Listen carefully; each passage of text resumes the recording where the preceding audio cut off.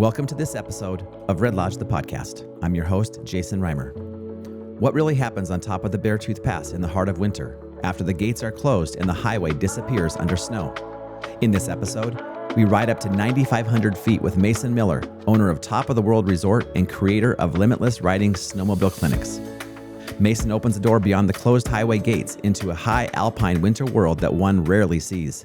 Big sky, magical beauty, deep snow and blanketed ridgelines, eerie quiet, and a unique and cozy outpost of life in the heart of the wilderness.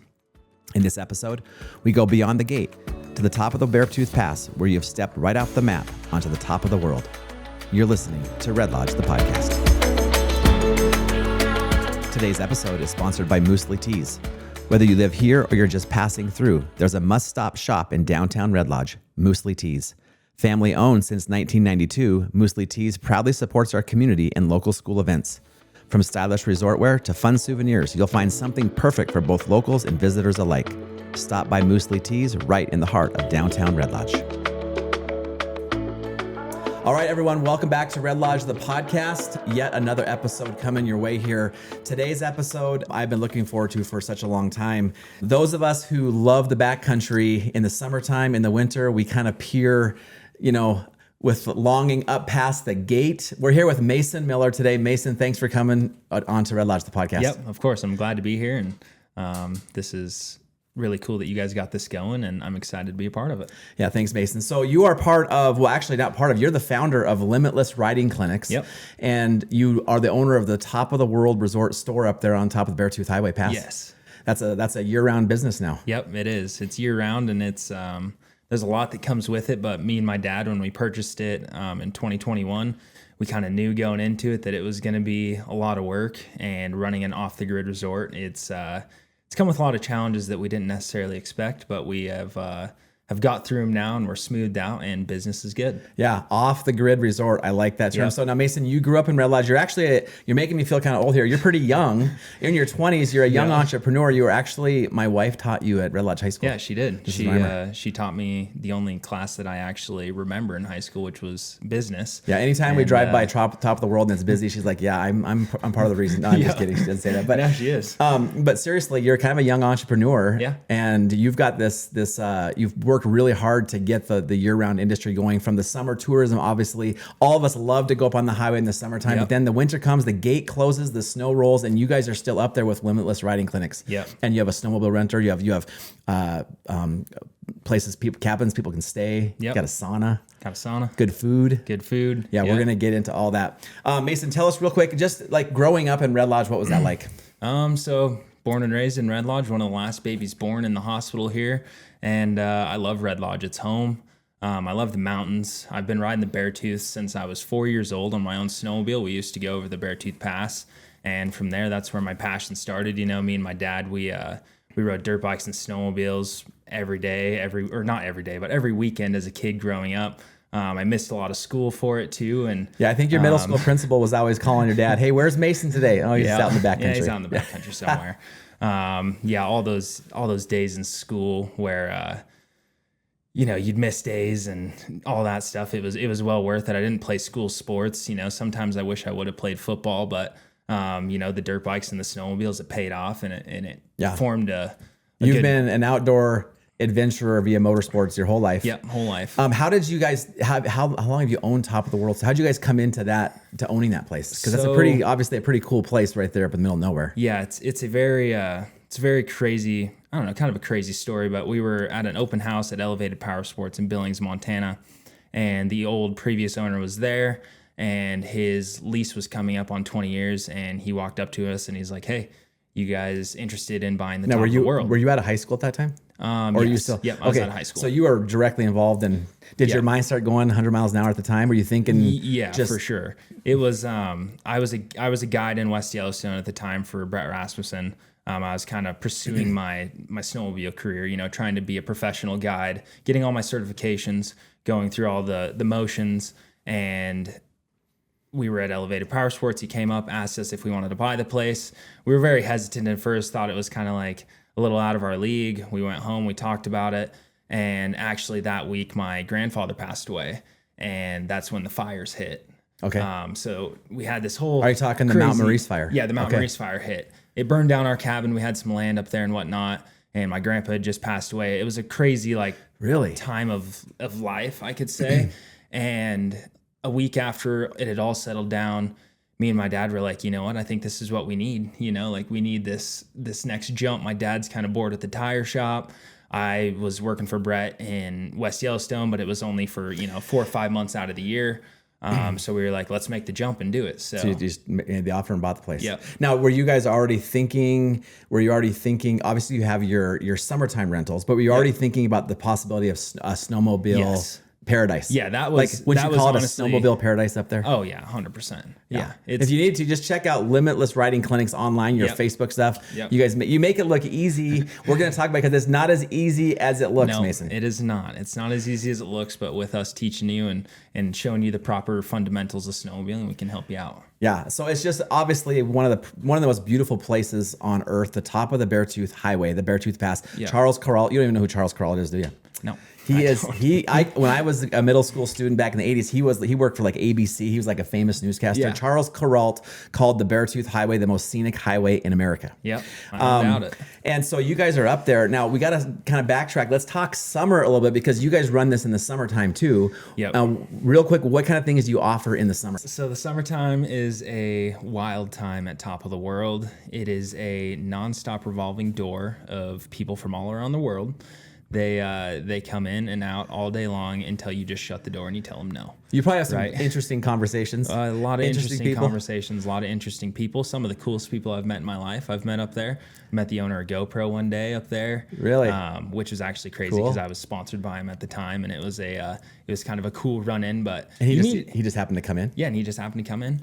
And there's a little more to that story, but I can't say it on camera because he's a very and I'm sure you get some people you're like, would you please just stop talking? I got work to do. Yeah. There's a ton of people. I mean, you get people that are filming, YouTube videos. They come up, they're vlogging, they're doing all the things. And the Top of the World, I mean, it's just a place that people stop because there's nowhere else to stop. And they see you guys as the expert of all. Yep. Like you have the answer to everything. Yeah, we have the answer to everything. I have a bear tracking app on my phone. No, now you brought it up, Mason. You brought it up. So right next to Top of the World store, the last couple of summers, these grizzlies have been hanging out. They're always on Facebook. Yep. I'm sure every tourist that comes in wants you to take them right to them. Yeah. The most asked question is, where's the bears? Where's the bears? So, well, you did have an interesting story about kind of a distraught customer came in. Tell us what happened there, because this is a true story. Yeah, this is a true story. So 2 summers ago, we had a male and a female. They were staying at Island Lake. They left some food out and left their car open. And were they in the campground? They were in the campground. Ooh. Yep. And the bear actually got in the car, locked itself in there, ate all the snacks, ate the steering wheel, unlocked the car, got back out of the car. No, this bear was seriously in the car. Yeah, the bear was in the car. They came to you and said, "There's a bear in our car." Yes. And did you believe them at first? No, I didn't. I was like, no way. And then they showed me the video of the bear. Is just a big black bear, and he was chilling in there. Were they staying in one of the campsites? Were they staying in a campsite? Yeah, and they were from I can't remember where, but somewhere where they're not used to this stuff, right? Yeah, so they left out all their stuff. They left the car door open. It's pretty much the bear hopped in, was tearing it apart, and then they came into the store. What do we do? What do we do? And I'm like, well, I'll call the Forest Service. So the Forest Service like comes. I said, you're the answer to all. Yeah, I guess you could stay in our probably sold out that night though. You guys stay pretty busy up there. Yeah, we stay very busy, and it's almost overwhelming at times, right? So like in the summertime, I have a ton of employees due to just like the volume of people. It's so much different than town, right? Like I'm used to working in town, like being at the tire shop.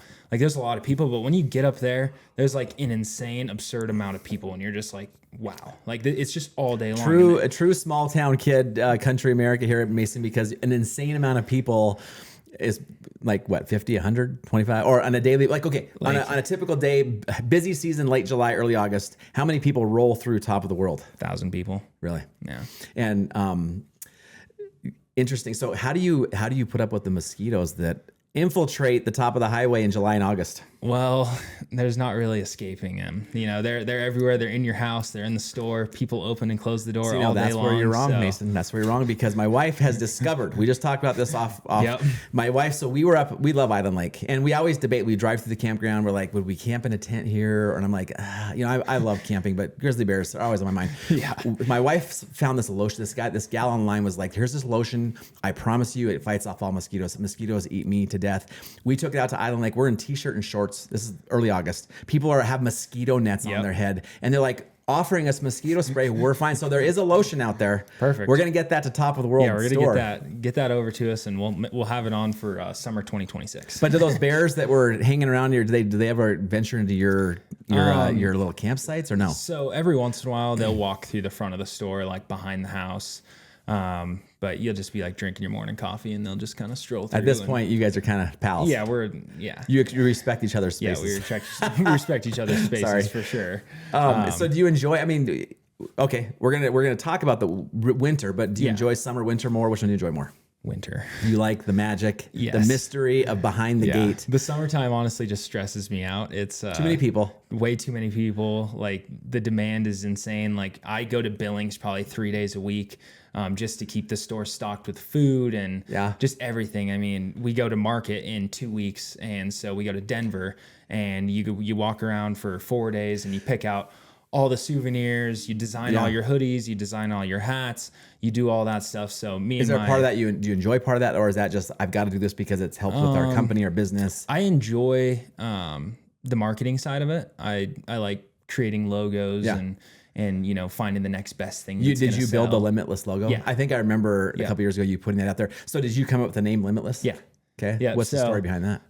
You know, Limitless Riding Clinics. I wanted something that was different, but also catching. You know, like I didn't want it to be something that was named like Top of the World, you know, riding guides or whatever. Something I wanted unique. it to be something unique, but also like, hey, limitless. You know, like that's it. It's easy to catch on to. A little more creative than Red Lodge the podcast. Like we push the limits. You know, like we're gonna take you out of your comfort zone. And we're gonna push the limits. So I was like, what better than Limitless Riding Clinics? Yeah, I've seen your videos, and we're gonna incorporate those of you who are watching on YouTube. We're gonna incorporate some of the pictures and video, if that's okay with you, into the YouTube podcast. Check it out, Limitless Riding. You're an instructor, so you're giving lessons. Now, in the summer, do you do as much when you're doing Limitless Riding? Yes, you're teaching people, but you're enjoying the snowmobiling. In the summer, do you do guiding as well, or is it just renting the? So summertime, we don't do any guiding.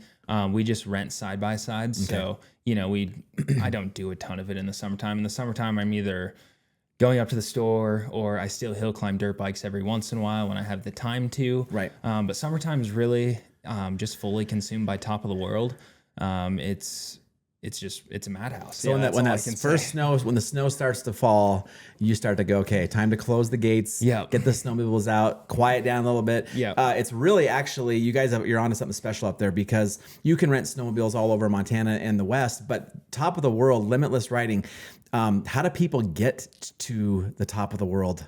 To stay. This is really cool. So you come over the Chief Joseph Highway 296. It's outside of Cody and about 45 miles from us here in Red Lodge. It takes about an hour to go over Chief Joseph Highway, which is, by the way, like one of the most beautiful highways as well. Absolutely stunning. It's called the Going to the Sun Road. It's super pretty. A lot of cool stuff that you go over. And then you get to a T in the road, a left that'll take you to Cook City, which is about 30 miles, and then a right that'll take you back to Red Lodge, Montana. So you take that right-hand turn, you go about 8 miles up the road, you'll park. You'll go about 3 or 4 miles up the road. You'll park at a big turnaround, and then you'll ride up on snowmobiles. And you guys have your big trailer there. It says Limitless Riding. Yep, we got a big trailer that says Top of the World Limitless Riding Clinics. That's where we meet you. We pick up all your gear, get the snowmobiles out, make sure everyone's ready to go, has all their safety equipment, and then I kind of like to call it the maiden voyage into the lodge. It's 8 miles. You get to figure out how to ride the snowmobile. You kind of get a feel for it, and it's a beautiful ride in on the snow. You can do it with in your sleep. Yes. But for those new riders, it's just they're starting to see the beauty of the Beartooth. Yeah. They're riding up 8 miles. All of a sudden, they see the little place they're going to stay. Yeah, top cool of the world. waterfalls you get to see on the way up. I mean, amazing. It's an awesome ride. So then when you get to the top of the world, we unload all your equipment, get ready, kind of do a debrief of our day, where we're going to go. We're super into Avalanche training and proper safety equipment. So we go over a lot of that with so our clients. We'll talk. One thing that's interesting is when people come to the Beartooth, they're really rugged mountains. Yes. But when you get up on top, like even hiking on top of the Beartooth, it's you're doing a lot of flat, and so you're snowmobiling. I'm sure you have some steep terrain, but there you can go for miles just on very easy, fun terrain for the novice riders like myself. It's super open and vast, and there's expert riding and there's the easiest beginner riding that you have, right? So like it has a very just like, I don't know how to word this, but it's very open to all riders. Yeah, it's very right? diverse. Like, it's very diverse. Challenging for us, like you you're an expert snowmobiler. You're actually doing some hill climb racing. You're very involved. You can find something that challenges you, but then those people who are just, you probably get people, you talked about in the summertime, you're getting people from all over the world. The snowmobile portion is a little bit newer, like 2 or 3 years now you've done this. Yep, this will be our 4th season. But you're starting to get a reputation of being in a beautiful place to come. You're probably starting to get people from all over the place booking you there too. Yeah, we get people from Canada, we get people from, all over the world, really. I mean, I had people from Russia last week. Really? That people that have never been on snowmobiles before, I mean, it's really cool. And I get a ton of people that'll come into Red Lodge too that are here to ski, but say the snow isn't great. They'll call me and go, hey, the snow isn't great in Red Lodge. We want to come up and do a snowmobile tour and ride our skis. So, I mean, so many people that live in Red Lodge, grew up in Red Lodge, they've never gotten to experience the top of the pass in the middle of winter. What is it like when a big snowstorm rolls in up there? Is it just like, how do you describe that? The only thing to describe it is like you're in heaven, right? There's snow coming over the hood, you're floating,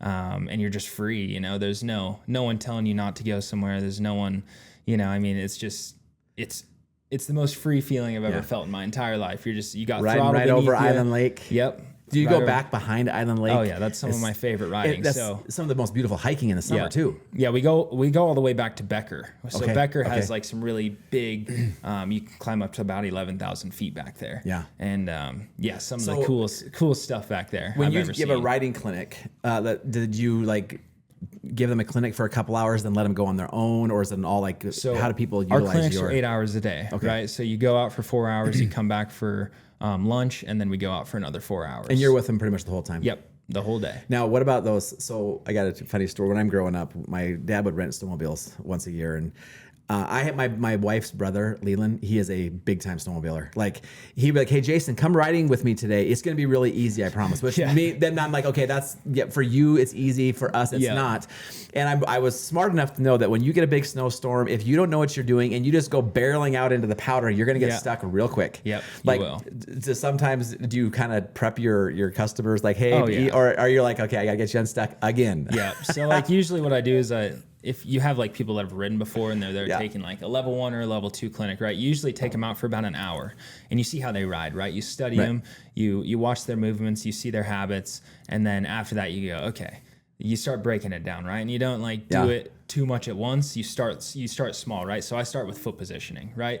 Where are your feet out on the running boards? Where are you transferring your weight? And then you move into throttle and brake control, right? Because that's all it is weight transferring and using your throttle and your brake, right? So So you make it sound easy. Yeah. So breaking that down for people and like, making it an easy way for them to learn.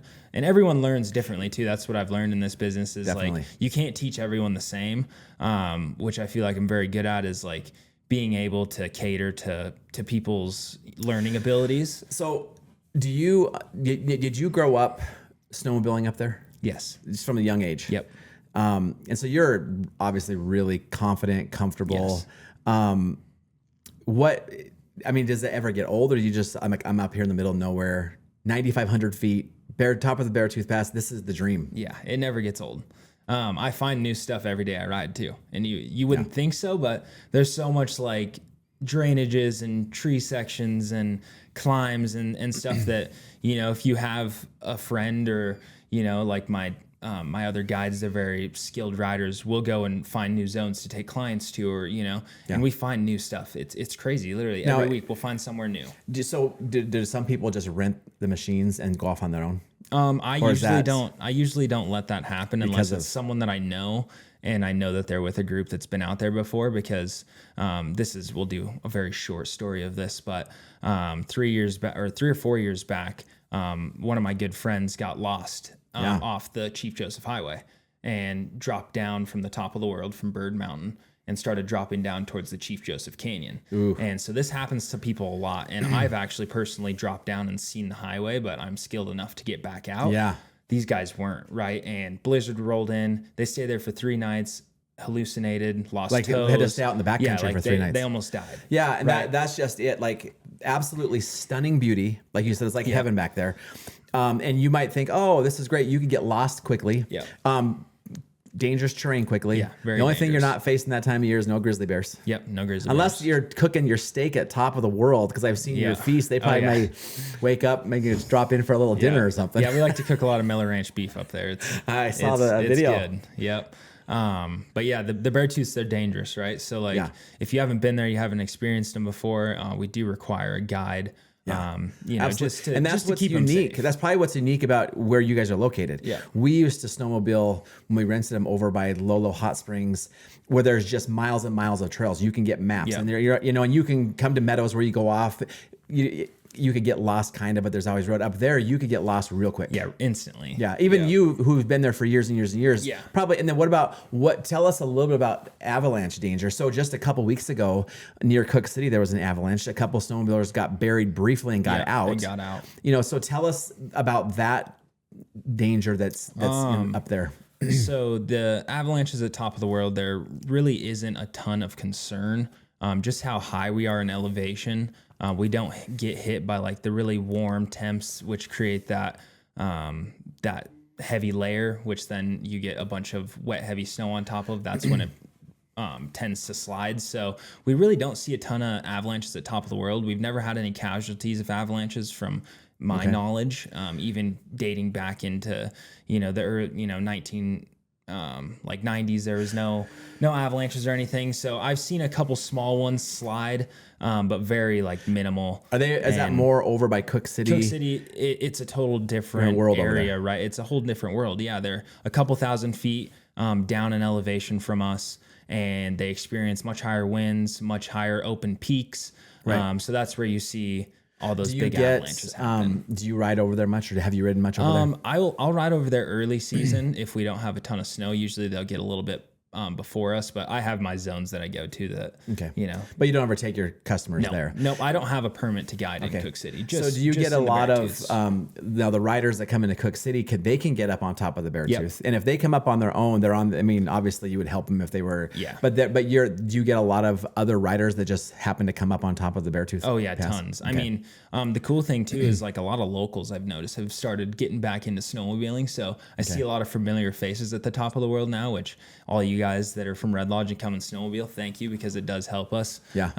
Coming in, buying food, buying drinks, hanging out, supporting us, buying swag. It all contributes, and we really appreciate it. So it's cool to see the community get back into snowmobiling and skiing up there. Yeah. And it's awesome. How long does the season go? Like how long are do you run the snowmobile operation before you shut her down for the winter? So usually we go until March. And now that I'm hill climbing for Rimshaw, my March is pretty booked with hill climbs, so we'll still be open, but my other guide Dace will probably be handling most of mine. Tell us a little about the adventure of hill climbing. What goes into that? I mean, so I've always wanted to hill climb snowmobiles my whole life, but with school and everything, it's in the wintertime, right? So like school's going on, so it was never really in my cards, right? And like you have to have 3 or 4 snowmobiles, like it's a whole thing, right? So I went and tried it last year. I rode Jackson Hole in the amateurs, like the easiest class you can possibly get into, and I just wanted to try it, right? Get my feet wet, and I did it. I got a lot of eyes from Skidoo and some other places. I mean, they noticed you. They noticed this me, guy knows how to ride. Yeah, exactly. So they noticed me, reached out to me. My local dealership in Billings, Elevated Power Sports, was willing to help me out. They hooked me up with a couple sleds, so I have 3 total race sleds, and I'll be running the pro classes for Rimshaw. Is this your second year officially or third or how many? Second year, yeah. So last year I ran semi-pro. I did about 5 races. I was top 5. Wow. In all my classes. And then this year I like horsepower, right? Like I don't. I can imagine that, the Mason. Semi-pro class, you only get like horsepower. Yeah, you only get to ride up to 850 cc's, and it only goes so fast. So I like horsepower. So I bought a factory mod turbo snowmobile from Skidoo. So it's about 240 horse. Okay. And it goes really fast. So I am now riding the pro classes, and these guys like Keith Curtis, right? They're top best of the best riders in the world that I'll be competing against. I mean, in all seriousness, your name could be up there pretty quick because one of the top. I mean, because in 1 year to get noticed like that, you obviously are comfortable on the machines. But it's a little bit it's pretty steep stuff. Yeah, like embarrassing for me to admit, but I'd be on the bunny hill of hill climbing for snowmobiles probably. Yeah, I wouldn't be doing the. No, yeah, it's definitely gonna be a learning curve. I'm not afraid because professionally hill climbing dirt bikes. That's what we did. We climbed, straight up rock walls and whatever. So it's a total different feeling. Had you done it quite a bit growing up before you started the competition, or is it just something you kind of got to be a daredevil? Yeah, you do. You gotta hold it wide open. Do you win based on how high you get or how quick you get up and down? Fast. Okay, how fast you can get to the top. How fast mark. you can get to the top. They have a mark. You got to get to the mark. They have timers. Okay. Right, so you go through the first timer at the starting gate, and then at the top there's another set of timers. Steep. And there's trenches, there's rocks, there's logs, there's that you got to navigate. You have to navigate, right? So, I'll be running 5 different classes, and our first race is in Afton, Wyoming, on the 20th of next month, February, and it's one of the hardest races. And then right directly after that, we go into Jackson Hole. Cool. Championship hill climb. So you're looking forward to that. I'm looking forward to that. Now you tell it like Red Lodge. It's been a rough year for snow. We got an inch or so today, but up on the Beartooth, you said there's how much snow's up there? 100 inches in the trees. That's another thing we don't realize. We think there's a lot of snow. There's a lot of snow up there. If you guys want to come ski, I take skiers out too. So fascinating. So is there a route you can snowmobile from the top of the world resort back into Red Lodge, or is that not? I mean, okay, I can tell you don't want to answer that question. You can't answer that question. The answer is yes, but he's not going to talk about it, I think. Yeah. Okay, we'll move on. You can ride the highway. All right. So yes, not recommending that for anyone. We'll move on quickly from that portion of the podcast. No, but I know I've already kind of you described the storms, but so weird question. Beautiful sunrises. Beautiful sunsets. Yep. Which one? Do you both? Sunsets. They're amazing. I just had one 2 nights ago we rode up to the lookout tower and sat up there for an hour, and the sun just beamed on us until we watched. I felt like Sam Elliott, in Landman when he's watching the sunset. That's how it felt. That's cool. Yeah, the sun just beaming, and the wind was blowing, but we were sitting behind the lookout tower up there, and it was just covered, and it was so cool. Is it that sounds beautiful, honestly.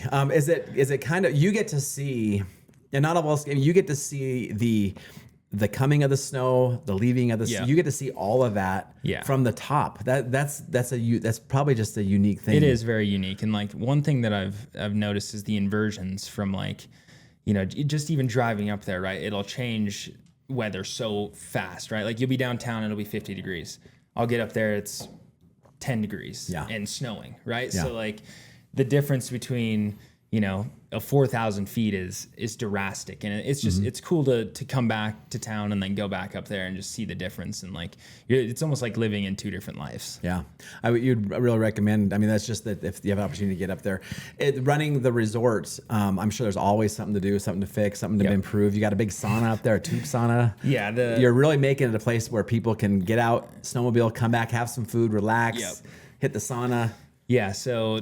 Little like backstory of the lodge. It's ran off of a diesel generator, and it has a big battery bank of 24 batteries that are, you fill them up with water, and they hold the charge from the generator, which then powers the house. Yeah. Right. So when we first bought it, we could barely keep the generator that was in there running. We had 2 of them, and one would break down. You'd fix the other one. The other one would break down, you'd fix the other one, kind of back and forth until we got on our feet and we were able to purchase a new generator and new batteries. And now we actually got a grant through the government to set up a windmill. So we have wind power, and we have really cool batteries, and we have a really nice generator. So now the wind spins a lot in the wintertime. So the wind spinning will actually almost power the house without the generator running. So it's a pretty cool. So you had to learn a lot. Yeah. When you guys purchased this business, so like, what's going to happen now as you guys get more and more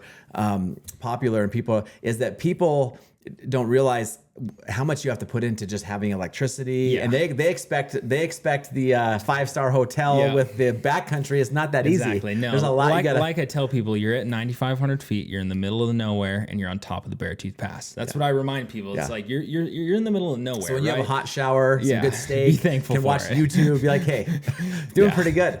Now, one thing your dad was telling me, he can still outgun you up there on the sleds. I let him think so. But, he didn't tell me that, but I'm sure he would if I was talking to him. Now, he'd be like, I built him a snowmobile that's too fast for him. He actually hurt his leg last week on it, so I might have to dial it back a little. We might have to do episode 2 with Jarrett Miller, so he can. I know he was a little jealous that I was coming tonight. He's like, "What?" He's like, "I actually wanted to reach out to him and do one." So well, down the road, cool. Hey, we're gonna be doing this for a while. We gotta have content. Mason is actually I'm really impressed. I mean, you're only 24, 25 years old, and you've been an entrepreneur. You're doing what you're passionate about it. It's work, but it's not work. It's not work. No. Yeah. No, it's a dream. I just remember sitting in like 7th grade and making a presentation of what do you want to be when you grow up, and mine was I wanted Miller's Backcountry Adventures. That was always what I wanted it to be, because there was a guy named Chris Brandt, and like he was who you'd watch on like the sled neck films and like all these things, right? And I wanted to be like him. I wanted to have a backcountry tour guiding thing that you would take people out and you would show them your skills and you would teach them and all that. So I feel like God kind of put this in place for us and really opened the doors. Really came through. Yeah. And it's genuinely a very really cool story to see. And then here we go, Limitless Riding. Yep. Top of the world resort. Yep. And you're just looking forward to just keep building and building. Yep. And and like this last year we did I gave away a snowmobile. So that was pretty cool. I've never done that before. Yeah. And I partnered with the dealership and kind of went out for it, and we sold tons of tickets, and we actually got to take the guy out that won the snowmobile last week, and it was pretty cool. That's awesome. Yeah. Check out your stuff online, and I've done that quite a bit, Mason. Well, I really appreciate you taking the time, because this is your busy time of the year. Like we've been trying to connect for a couple of weeks. Yeah, I'm like, well, it's your schedule, Mason. I know. Yeah, it's always up and down because I don't set clinics, right? So anyone can book one. Yeah. Someone could book one tomorrow, right? And I would have to go up to the mountain. So it's just I leave it open just so it doesn't put pressure on people. It's like, hey, if you want to come take one with your friends, you're more than welcome to. And it seemed to work for me. It makes my schedule a little crazy, but it's worth it. Yeah. So I almost forgot, because I've been so fascinated by your story here. But I always ask every guest that comes on the podcast, but I'm going to have to ask you too.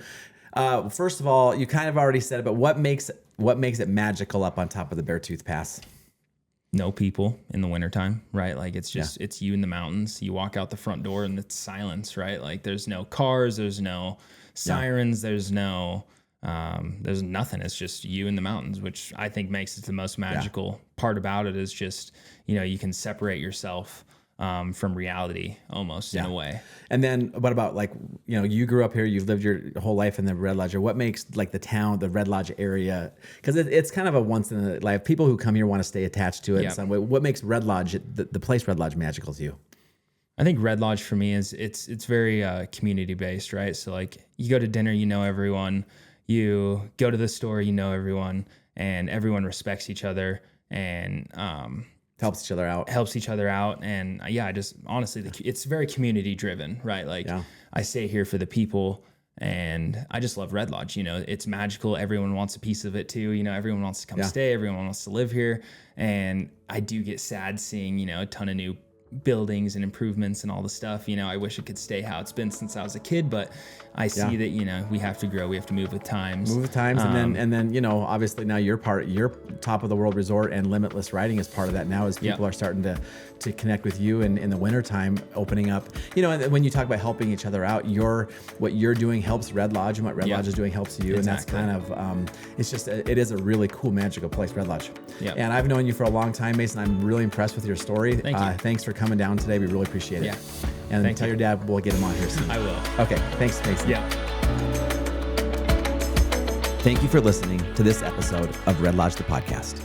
Follow Red Lodge the Podcast on Instagram and Facebook and subscribe to our YouTube channel. In addition, you can subscribe and listen to our podcast on all major podcast platforms. Find us online at redlodgethepodcast.com. A big thanks to today's sponsor, Moosley Teas, located right here in downtown Red Lodge, Montana. We'll see you next time.